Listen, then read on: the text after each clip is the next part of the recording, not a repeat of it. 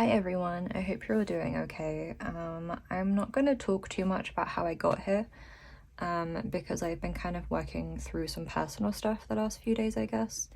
I've been a bit overwhelmed. I've been spinning out a little bit. I've also been feeling just kind of lost. I'm not 100% sure why. I guess it's just one of those summer things I go through every year. But I have not been feeling very in touch with, I guess, myself and my interests, that kind of thing.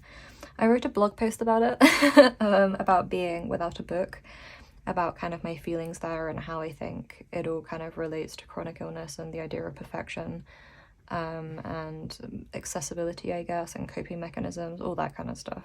If you're interested, I will put the link in the description. It's not as long as the commonplacing post I wrote, it's a shorter one, but it just kind of goes through, I guess, my thoughts recently, the vibe. So I'm not going to talk about it too much here because I think that's kind of negative. We don't need to bring it down. But I am at the moment thinking about next year's books and about what I want to use for the rest of this year. I feel like I started this year really strong in the Filofax. Obviously, I did like 4 or 5 solid months, which was so good. At the moment, I've been having a hard time clicking with my Filofax, if you'll pardon the pun. For some reason the connection just isn't there. I'm not feeling it, so I've put that aside for the time being. It's on my shelf on my desk and it's fine. I'm not feeling it. I have been considering Sterling Ink for the rest of this year and for 2025 potentially, if it goes well. I went from the Hobonichi A6 Avec to the Sterling Ink A6 half year because I found that being split between 2 or 3 books was too difficult at the moment. I'm too overwhelmed. All thoughts I've had before, I don't know why I keep repeating them, but here we are. I'm not interested in feeling bad about that at the moment. I just have too much going on, I guess. I just want to work through it, so I'm not going to dwell. The main things that I find difficult with the A6 Hobonichi, just for reference, are obviously the colours of the Avec books. Don't love it.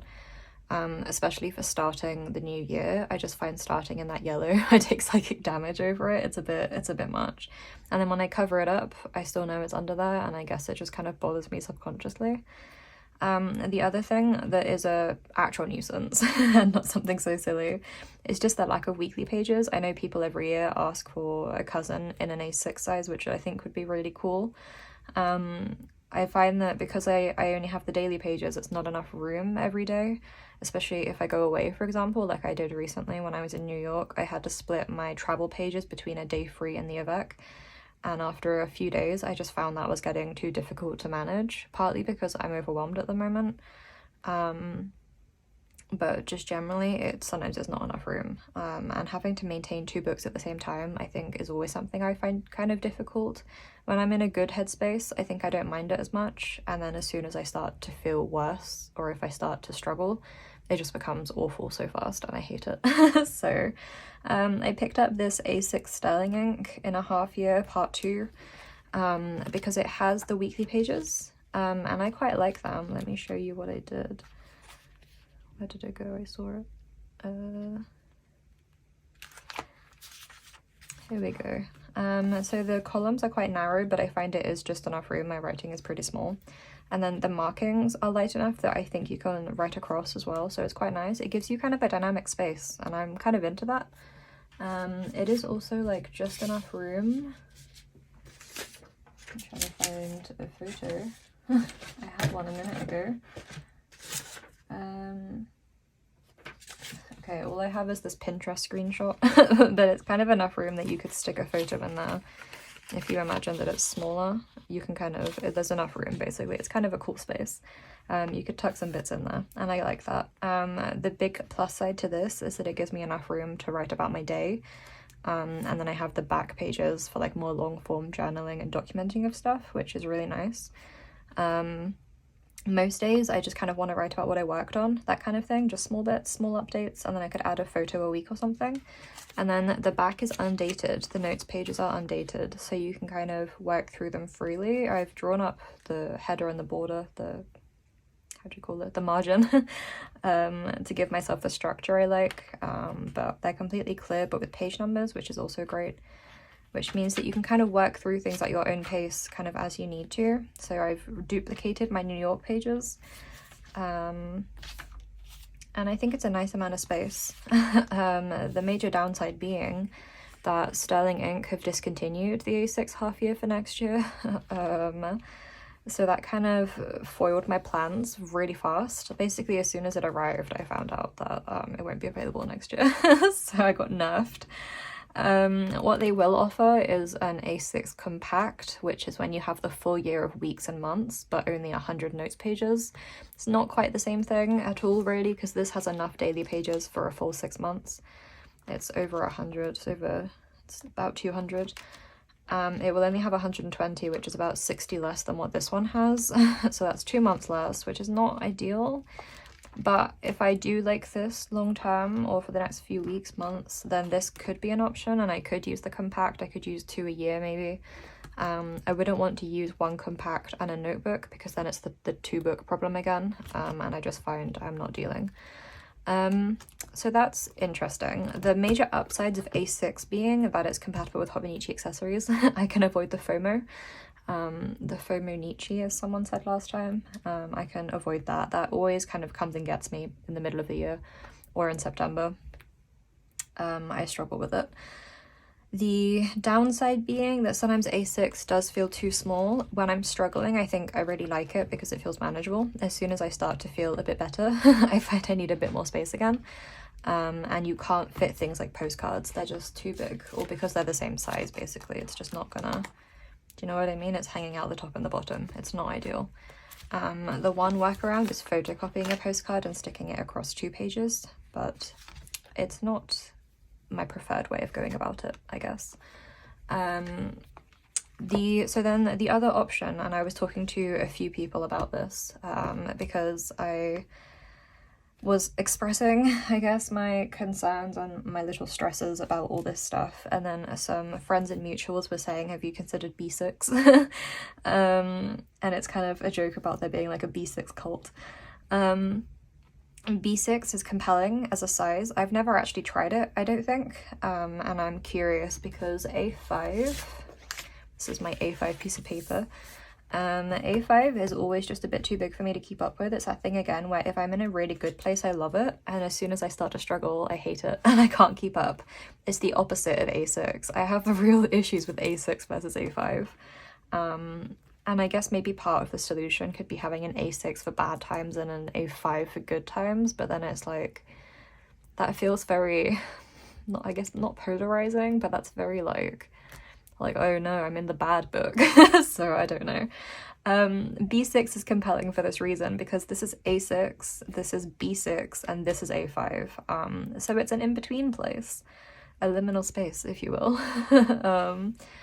I don't know, I've never tried it, and I'm in real crisis mode. I'm in fighting for my life survival mode at the moment, so I thought I would give it a go. At this point, I've been spinning out for approximately 2 or 3 months, and I'm in kind of like my effort phase of the year, where I'm like, I'll just try and see, because I need to try and nail it down for next year. I also need to settle for the rest of this year, or I'm gonna lose these months, which is something I also touch on in my blog post. The idea of lost time and of losing yourself and like that kind of thing. B6, compelling. This is Sterling Ink's most popular size, so I have some faith that they won't discontinue it like the A6. Obviously they're making the A6 compact next year, but if it's their least popular size and every year they reduce it, logic would suggest that there won't be enough support for it because people will move away from it, and then eventually it will just disappear. They'll discontinue the size. Which is, you know, fine. That's their prerogative. If it's not selling, it's not selling, but that sucks for me. B6 is the size I believe they started everything with, and it continues to be one of their most popular sizes, so its future is relatively stable. This is the undated half year. It's the only one they had left in stock that I could try. Next year they will have a B6 half year, but it will only be available in forest green and caramel, I think, but caramel is icky for me. Forest green is not ideal, but is okay. I can tell myself it's bulk colored and I can cope. I would prefer black, I'm not gonna lie. The ranges of colors and sizes this year for Sterling Ink for 2025 are interesting, and that's not meant in a shady way. I just wish I understood. It seems very random to me. It's to do with how much they sell of which item and all this kind of thing, and its popularity, but the colors are super sporadic, and it means that like certain sizes come in one color, and that color is never black. It's always like mist blue or forest green or caramel brown, and I'm like, why? Why don't they just come in black and then like one other color or something? But forest green is fine. I can deal with forest green. I'm just grateful it's not like pink or brown, I guess. Green is fine. That's not relevant. What is relevant is that I am very compelled by the layouts that Sterling Ink provides. I think they offer a really solid product. I like the paper is the same as Hobonichi, so it's great. I like the crinkle. The layout is an improvement for me from Hobonichi. You get those goal pages, which are undated here, but I like that they exist. You get the calendars, again, I like that they exist. I dated these with the little stickers you can get from Sterling Ink. Did it all last night, took me ages and my back hurt. But I'm ready to set it up today now, basically. I really like that you get the weekly pages and then you get the undated dailies. I think that is a good setup. It's basically like, I don't know, a week's combined with a day free or something. Like, it's a good option, I think, for me at this point in time, because I can keep daily and work notes in the weekly section, and then I can add my longer form documentation of my days, like journal stuff, commonplace stuff, health stuff can all go in the undated days.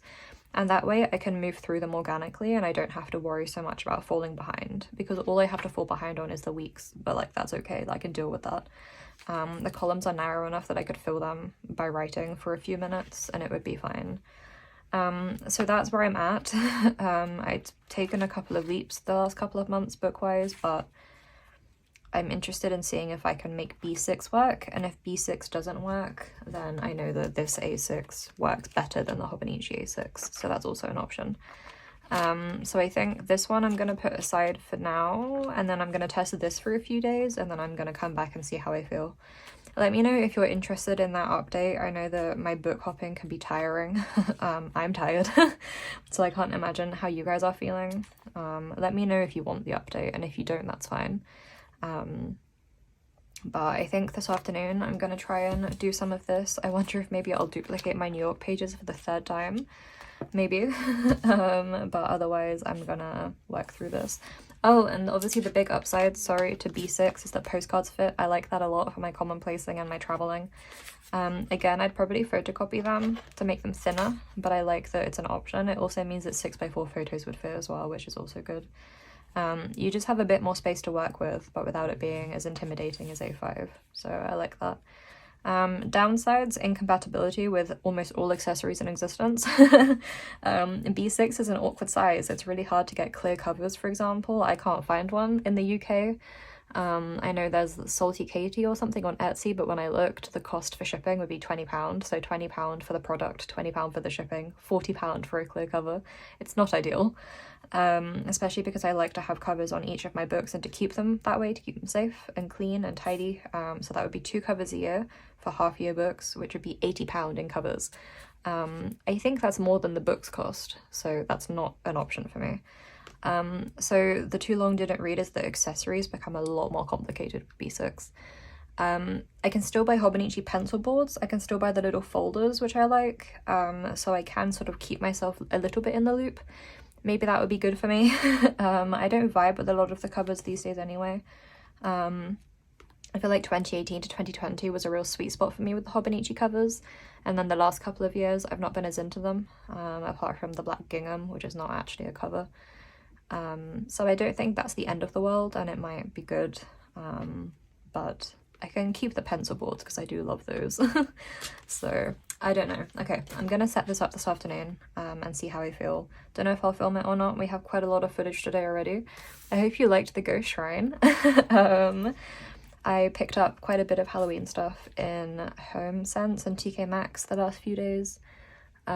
Just kind of a lot of ghosts really, and some dog toys for Wednesday too. And my dad and I gave each other 1 mug this year, so 1 mug.